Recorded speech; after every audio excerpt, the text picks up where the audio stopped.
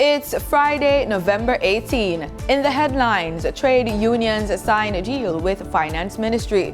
Fuel theft is still an expensive problem for the JUTC. Regionally, labor shortage in Guyana. On the international scene, UK Finance Minister Jeremy Hunt has officially declared that his nation is in a recession. And in sports, Jamaica Scorpions defeat Guyana Harpy Eagles. This is the news on PBC Jamaica. I'm Simone Absalom Gale.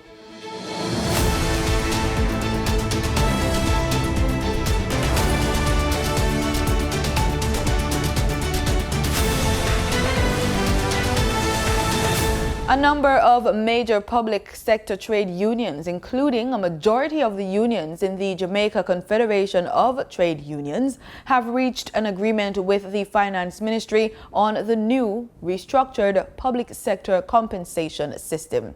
The Ministry of Finance and the Public Service says from November 15 to November 17, 14 unions have signed on to the new compensation package. These unions represent approximately 60,000 public sector employees. They include the Nurses Association of Jamaica, Jamaica Civil Service Association, Jamaica Workers Union, Union of Schools, Agricultural and Allied Workers Union, Union of Public and Private Employees, Jamaica Association of Local Government Officers, Jamaica Midwives Association, Council of Paramedics and the Bustamante Industrial Trade Union. The new compensation package will be implemented over 3 years with an effective date of April 1, 2022. The Jamaica Urban Transit Company, JUTC's Managing Director, Paul Abrams, advised the Public Administration and Appropriations Committee, the PAAC, on Wednesday that the bus company's fuel budget remains in a bind, with just half of the $1 billion it asked the Finance Ministry for having been approved in the first supplementary estimates.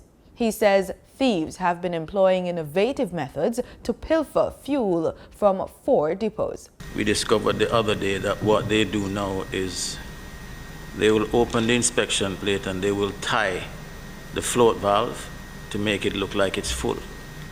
So when the bus is leaving in the depot, the fuel gauge will register full. And then within an hour and a half, the bus is out of fuel. The state-owned bus company is looking at test buses with a system which will record massive drops in fuel levels after a select period of use. We have done a chart in which we have looked at certain buses that seem to replicate themselves shutting down. And what we do now is we are targeting those buses, and we have seen a significant reduction in the buses that were running out of fuel prior. He says there are also plans to implement a tracking system. The current EFC system that has been tendered has a component for tracking and tracing. The back end of our operation does not really permit for us to have that in our current system. The company is also struggling with gas prices that jumped by 56% over the past year. Since April, we have spent $1 billion on fuel. And the losses, which include whatever theft we find, works out to $6 million, 0.6% of the total spent. And there is an industry amount of 0.5% for losses because you're dealing with liquid that can spill, which we are still within what is reasonable. Meanwhile, the bus company's fuel budget remains in a bind. Since this request was made, there has been a slight downward trend in fuel prices. So we are watching and monitoring, and if there needs to be an additional request, then we'll have to do so. So you're saying that if luck is on your side, they won't need it? Well, it's not really luck, but we do monitor market trends, and it's a budget, and if it goes the right way, yes, we are okay, but it could go the other way and we might need additional resources. Tourism Minister Edmund Bartlett sees the inaugural landing of the Dominican Republic's new flagship airline, Aerojet, at Norman Manley International Airport in Kingston this week as a boost towards his vision for more affordable regional travel. The jet landed on Jamaican soil on Monday after a 1-hour flight. The trip cut the usual total number of hours and ticket cost by more than half. Minister Bartlett, in a statement, says, quote, "For us, this is not just a game changer. This is a red-letter day in the life of tourism aviation in the Northern Caribbean, because we in the North are close to each other physically and geographically, but we are distant from each other," end quote. Minister Bartlett notes that the decision to enable improved connectivity between Jamaica and the Dominican Republic is part of a broader and wider strategy of integrating the Caribbean more and of also creating backwards connections between Central America and South America. President of the Caribbean Broadcasting Union, Dr. Claire Grant, paid a visit to the recently appointed UNESCO representative and director of the Caribbean office, Dr. Anna Poilini, at her office in Kingston. The two leading ladies discussed collaborations for UNESCO's World Radio Day under the theme of Radio and Peace in February 2023. They also discussed other potential collaborations. CBU and UNESCO have cooperated since the establishment of the Union in 1970.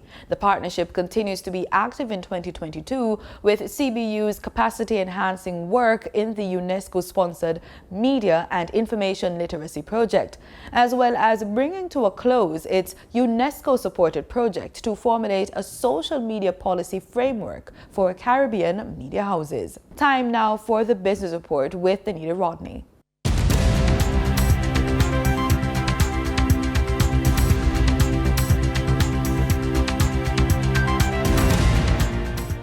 Electrical products distributor and pipe manufacturer Fostridge Company Limited has been hailed by Minister of Industry, Investment and Commerce, Senator Albion Hill, for its progressive business model. Fostridge has grown by leaps and bounds with new products, new locations, new partners, and an increase in employment from 3 employees then. I have no hesitation in commending your business model of focused growth and expansion to owners of micro, small, and medium-sized enterprises, and some big ones too. He was speaking at a groundbreaking ceremony on November 16 for a state-of-the-art super center, which will become the company's new headquarters and allow for other important developments. Senator Hill said the ceremony is another indication that the government of Jamaica has fiscal policies working for the business community and that the country has been a model for post-pandemic stability. Jamaica is a model for post-pandemic stability, and I know that we've had some issues that we have to deal with. We always will. But when you look at our neighbors, after the pandemic, we are far ahead of them, including some people who are investment-grade countries. Mexico, Romania, Hungary, we're all ahead of them, and we're, in terms of the risk premium that Bloomberg and a big American bank put on investing in emerging markets, there are only 9 countries ahead of us. 4 of them are oil-producing countries. China, Indonesia, and Malaysia are the other ones, and none in the Caribbean are ahead of us, including investment-grade countries that are near to us in the region. For your market updates, in foreign exchange trading for Thursday, November 17, the US dollar sold for an average of $154.67. The Canadian dollar ended trading at $117.14. The pound sterling traded for $183.81, and the euro sold for $163.18. In JUTC trading, the JUTC index declined by 4,910 points. The junior market index declined by 38 points. The combined market index declined by 4,937 points, and the All Jamaican Composite Index declined by 6,080 points. Overall market activity resulted from trading in 110 stocks, of which 39 advanced, 55 declined, and 16 traded firm. Stocks advanced for 138 Student Living Jamaica Limited, Berger Paints Jamaica Limited, and Caribbean Cement Company Limited. Stocks declined for Barita Investments Limited, Blue Power Group Limited, and CAC 2000 9.5% cumulative redeemable preference shares. Trading firm were AMG Packaging and Paper Company Limited, Caribbean Assurance Brokers Limited, and Caribbean Cream Limited. The overall volume leaders were Dollar Financial Services Limited with over 20 million units, One-on-One Educational Services Limited, and Wigton Wind Farm Limited ordinary shares with over 2 million units. In regional stocks, in Trinidad and Tobago, Quico Investment Fund was the only active security posting a volume of over 100,000 shares. On the Barbados Stock Exchange, First Caribbean International Bank was the sole security trading 10,000 shares.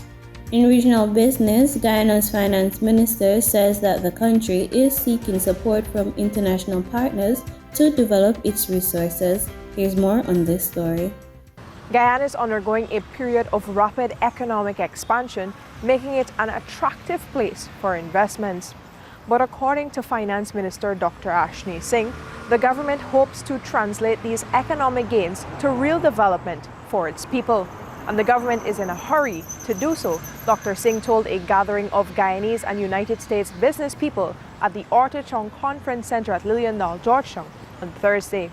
We want to see actual deals concluded, not only business-to-business deals, but also similarly EXIM transactions done. So welcome to Guyana, and we're in a hurry to deliver development to the people of Guyana, and we see important partners like US EXIM Bank playing an extremely strategic role and a highly valued role in our delivery of development to the people of Guyana. Moments after the senior minister made this call for increased partnerships from international partners, including those from the United States, stakeholders answered that call.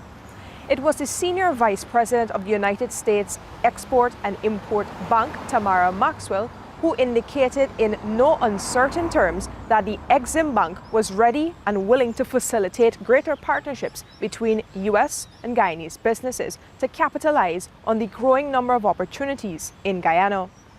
We need to create a Guyana team at EXIM Bank, simply because we saw all of the opportunity, and we've met with a lot of businesses who we know is going to be calling on EXIM Bank just on the last couple of days that we've been here.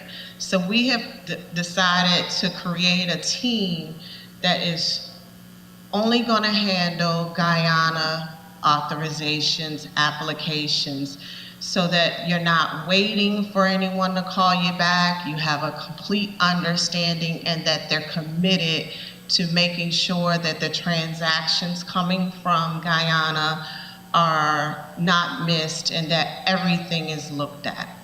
Meanwhile, United States Ambassador to Guyana, Sarah Ann Lynch, reminded the gathering that the U.S. is Guyana's largest trading partner. As such, she believes that U.S. businesses are perfect for new partnerships here in Guyana. In international business, hundreds of Twitter employees are estimated to be leaving the social media company following an ultimatum from new owner Elon Musk that staffers sign up for long hours at high intensity or leave. More on this story. Reuters sources said Twitter has closed its offices and cut staff access until Monday. It comes as hundreds of employees are leaving the company after the new CEO, Elon Musk, gave them an ultimatum: work hardcore or get fired. Some took to the social media app to announce their departure, posting the accompanying hashtag #LoveWhereYouWorked, past tense. According to one source, security officers had begun kicking employees out of the office on Thursday evening. Just a day earlier, Musk emailed Twitter employees asking them to commit to, quote, working long hours at high intensity. The email asked staff to click yes if they wanted to stick around. Those that didn't respond would be considered to have quit and given a severance package. A poll on the workplace app Blind found that more than 40% of 180 poll participants had chosen to leave. A quarter said they were staying reluctantly, and just 7% said they clicked yes to stay, I'm hardcore. Blind verifies employees through their work email addresses and allows them to share information anonymously. Musk has already cut around half of Twitter's 7,500 workforce, including top management. The departures include many engineers responsible for fixing bugs and preventing service outages, raising questions about the stability of the platform. The social media company, which has lost many of its communication team members, did not respond to a request for comment. In market data for oil gave up early gains and was on track for a second weekly decline, pressured by concern about weakening demand in China and further interest rate rises by the U.S. Federal Reserve. Brent crude was down 36 cents to $89.42 a barrel, while West Texas Intermediate crude was down 4 cents at $81.60 a barrel. And that was the business report on PBCJ. I'm Danita Rodney. In regional news, in Guyana, with lack of local labor slowing down the speed of development by about 30% in the last 6 months, President Ifran Ali has said Guyana is examining various models to find the right fit to bring in foreign workers. Our labor force is very small. It's one of the binding constraints that we have now. Our speed has been slowed, I think, by 30% in the last 6 months because of a lack of labor. The construction sector is taking a big hit in terms of labor supply. This is something that we have to look at urgently. We are looking at different models in terms of bringing labor in. You have the Japanese model, you have the UAE model. There are different models out there. We have to find a model that is applicable to us. In Grenada, construction work continues on a state-of-the-art climate-smart fisher facility in St. Andrews, spearheaded by Nature Conservancy in collaboration with the government of Grenada. Here's more on this story. The fisherfolk community on the eastern shoreline of Subi St. Andrew has been plying their trade without proper docking and storage facilities for years. However, this will be a thing of the past as the Nature Conservancy, TNC, has broken ground on the construction of a climate-smart facility for fishers in the surrounding communities. Despite the inclement weather having held up work in the past few weeks, work on the foundation continues to progress smoothly, and the building is expected to be completed by March 2023.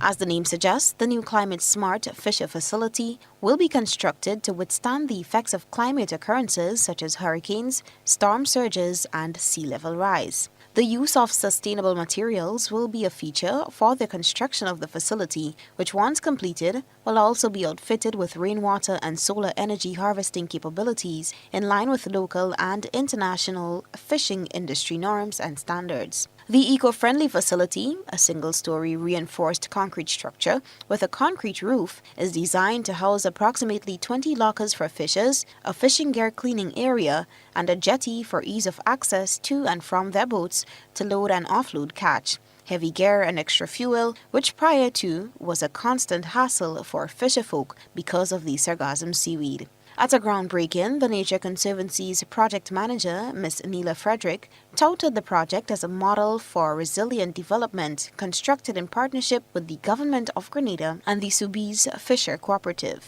So we're not just doing a fisher facility, which is a locker, a jetty, and a ramp, and these are all things that the fishers said to us that we needed. And as I said, we mentioned that yes, we do all our interventions, but at some point you have to stop and take stock. Yes, you're doing all of this for the community, but what exactly are their needs?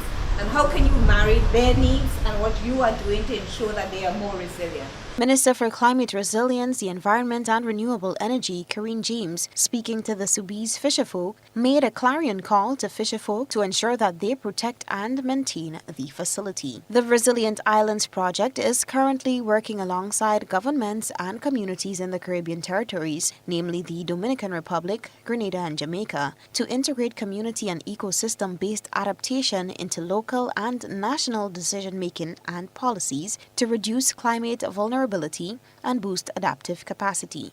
This is among several other projects undertaken by the Nature Conservancy, the most recent being the construction of a 5,000-gallon water catchment pond in the upland areas, which are currently serving farmers in the areas of Marquis, Di Blando, La Digue, and Harford that were affected by the recurrence of water scarcity during the dry season and flooding during the rainy season. Police officers in Barbados have been reminded times have changed and they must be creative in their policing approaches. The advice comes from Assistant Commissioner of Police with responsibility for administration, Jefferson Clark, who told officers policing initiatives must remain relevant and effective. I challenge you today to be constantly seeking to improve yourselves. That means daily interrogating yourselves to ensure that you become the very best version of yourself, but more importantly, that you are adaptable. This means altering your well-thought-out plans from time to time. For those who may ease up, it is for the strong ones to hold on to them, move them forward, pull them up, carry them on your shoulders, carry them on your arms. Wherever or whatever you have to do, you must do it.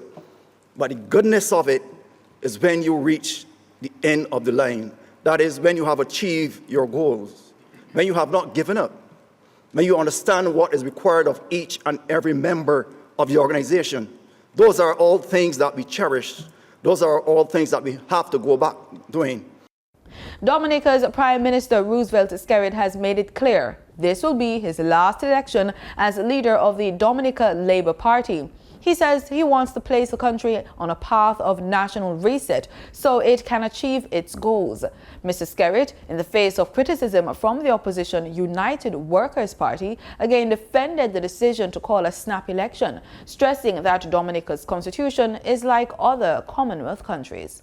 This is not about me, it's about the people of the country, it's about my political party. I want to ensure that I leave a strong party in government and the future of Dominica is left in conscientious and safe hands. You know, I've been around for some time. I came in as a young person at an age when most people would not even think of getting into politics. And I believe I have played my part, I've made my contribution, and I think it's time to hand over to somebody of the choosing of the party and the party members. And whoever that person is, I will give my 100% support to that person and to the party. I'm at peace with my decision.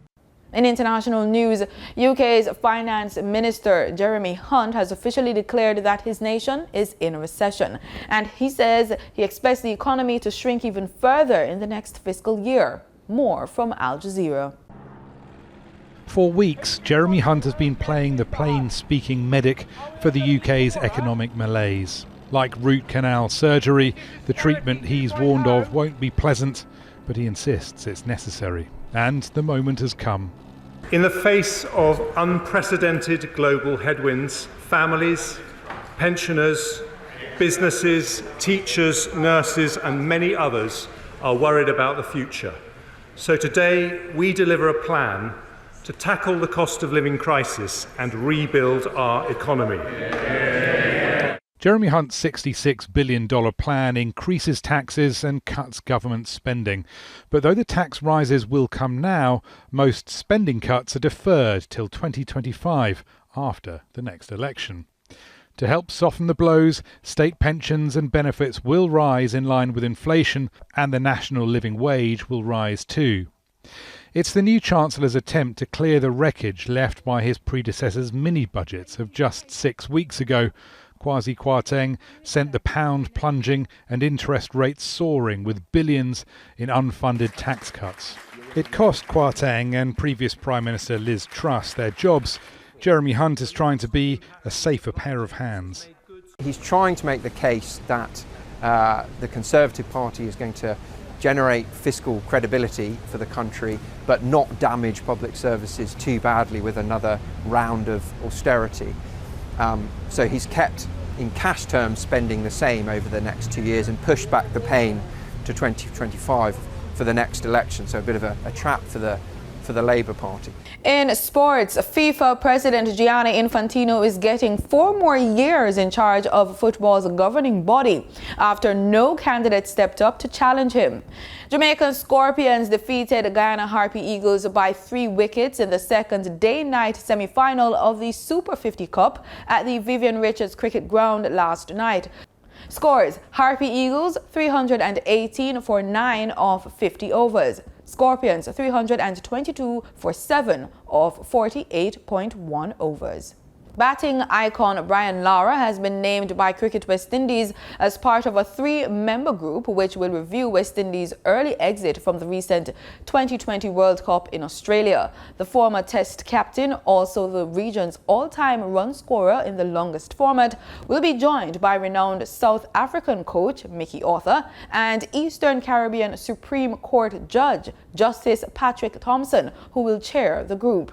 Under their scope of work, the 3-member group has also been tasked with examining selection strategy, team and player preparation, player and staff workloads, player development, and the role of the Caribbean Premier League in team preparation. Recommendations are expected to be presented to the Cricket West Indies board by December 15. Nigerian superstar Burna Boy, whose given name is Damini Ebonalua Ogulu, is set to perform in Jamaica at the National Stadium in Kingston on December 18. The Grammy-winning singer will be visiting Trinidad and Tobago and Antigua on December 16 and 17 respectively, before landing in Jamaica for the last of his Love Damini 2022 tour in the Caribbean. Tickets are currently on sale on his website. Jamaican entertainer Sizzla Kalonji's album launch was shut down this week by the police before the entertainer even took to the stage. The event took place on Tuesday, November 16, 2022, and was packed with fans of the entertainer. The cops had to remind patrons of the regulations under the Noise Abatement Act. Maya Chung was at the Pulse Complex for the show in Kingston, where the incident went down. Slated to perform after 1 a.m., the entertainer had not yet taken the stage as dozens of fans waited for hours eagerly for his performance. However, previous to this performance, a contingent of police rolled up to the venue telling promoters to shut down the show at midnight, the time designated for outdoor events to end. Anger erupted among patrons and the promoters, with many persons on spot believing that the order was coming against the background of the state of emergency scenario governing the nation currently. However, according to senior communications strategist with the Jamaica Constabulary Force, JCF, Dennis Brooks, there has been and still continues to be a misunderstanding as to the characteristics and components of the SOEs. Brooks indicated that the officers were there to enforce the typical legal framework that governed the country. He said the incident had nothing to do with any state of emergency activity. Speaking with PBCJ, he said at midnight on weekdays, all entertainment activities outside in that area need to end legally by 12 midnight. This, he told PBCJ News, fell under the Noise Abatement Act, which is a typical law predating COVID and criminality upsurge. He explained further Fridays and Saturdays in the area under discussion, specifically where the Pulse Complex falls, that of the St. Andrew Central Division, can keep events up to 2 a.m. on Fridays and Saturdays outside. In addition, he said that the division is one of 2 excluded from the SOE orders, which means there is no state of emergency governing that area. The Police Commissioner Anthony Anderson indicated this week that citizens need to recall regular law procedures will be carried out. The country has not become a land of SOEs. I must make the point as well that all other policing activities take place anyway. It doesn't stop anything. It's in addition to everything else that we do. The police are using the incident to encourage Jamaican citizens to take the state of crime in the nation especially seriously. Brooks reiterated that citizens need to educate themselves about the characteristics of SOEs as well as typical law functions. What I said during the week, the state show them lock off 12 o'clock. That's how you go. Big up the peace officers, them, you see? And that's the news on PBCJ. You can follow us on our social media platforms at PBCJamaica. Thanks for watching.